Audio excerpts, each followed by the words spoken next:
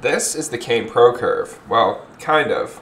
Sort of. Not really. It's a P10. This is the retail P10 that Patrick Kane would have grown up using, and this is what his Pro curve came from. For a long time, I would have said that Kane uses an exact P10 until I actually got one and I saw the differences in person. Giroux is still using the P10 curve exactly like this one. The biggest difference with Kane's curve is the profile of the blade. So this is the retail P10, and just pay attention to the shape, especially at the top part of the heel here.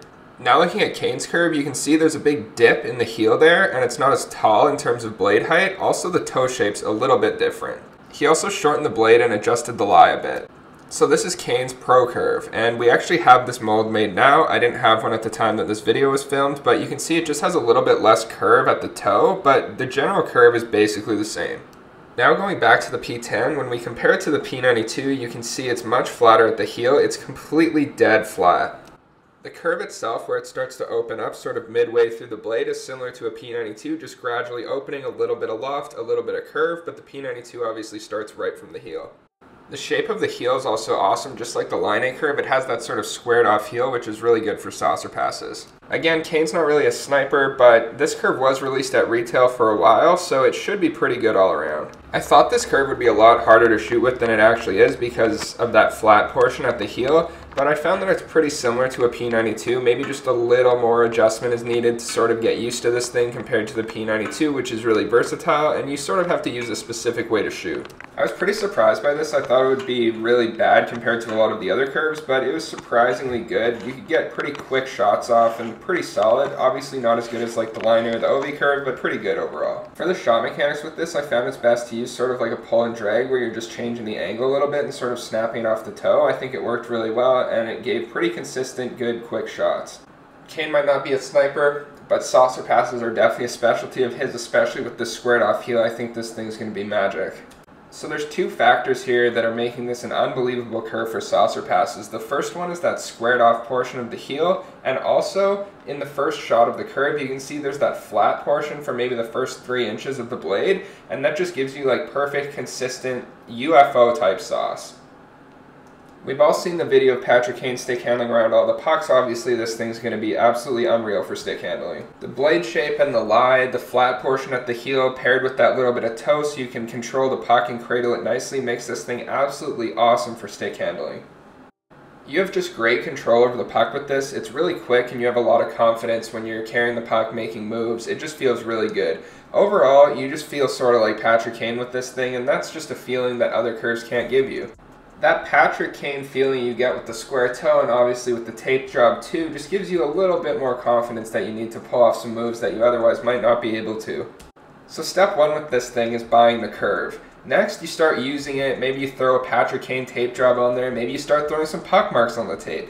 Maybe you grow out the flow a little bit. Maybe you have a mullet. Maybe you shave 3 stripes into the side. Next thing you know, you're cutting up center ice, you're breaking ankles, you're embarrassing defenders, you're embarrassing goalies. There's just something about this curve that's so special. It just makes you feel like Patrick Kane. When you're pulling these moves, you just feel absolutely sick. You have such good control. You can do anything you want. It's just awesome. I'm not going to say Kane's not a one-timer guy, because he does score with one-timers. It's just not like OV or Line A absolute bombs from the blue line. It's more like in tight, maybe 10 feet from the crease.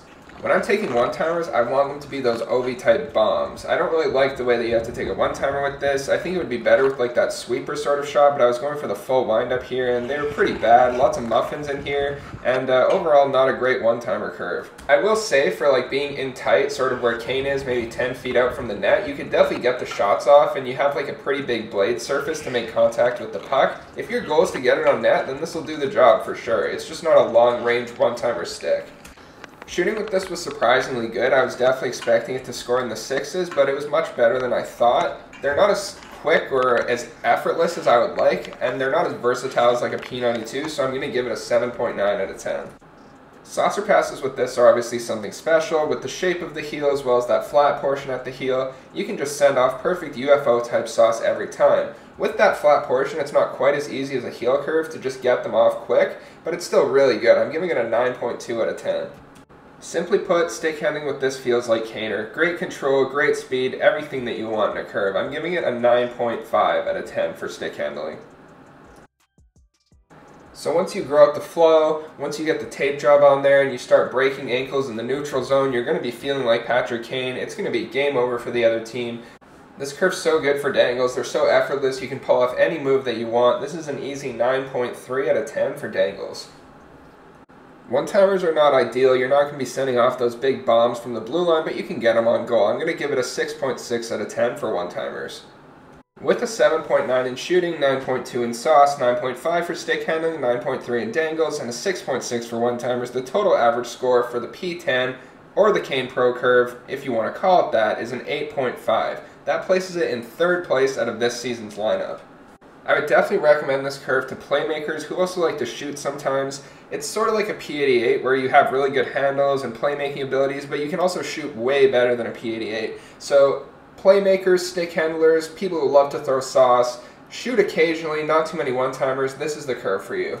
Obviously that puts an end to this season of the curve reviews, so if you like the curve reviews, please drop a comment and let me know. I'll actually rent ice next year. This year with all the shutdowns, I didn't really have that option. I wanted to get these filmed, so I just went for the outdoor rink. I'll get an actual professional cameraman if you guys think that it's worth my time to film more of these. I have a bunch of other curves that we can film with. And as you can see here, I'm playing around a bit with the single stick customizer. So on there we have both the P10 that you saw in this video, and we also have the Kane Pro curve if you want the exact curve that Kane uses. It's just a slightly modified version of this curve like I showed in the beginning of the video. So that single stick customizer is live now. It's going to be there all year, but for this week you can get them for $159 versus $179 later this year. So I'd get those while you can, get them in time for next season, and basically just get dialed in for next year. So we'll see you next season on the curve reviews if you guys want them. Thanks for watching, boys.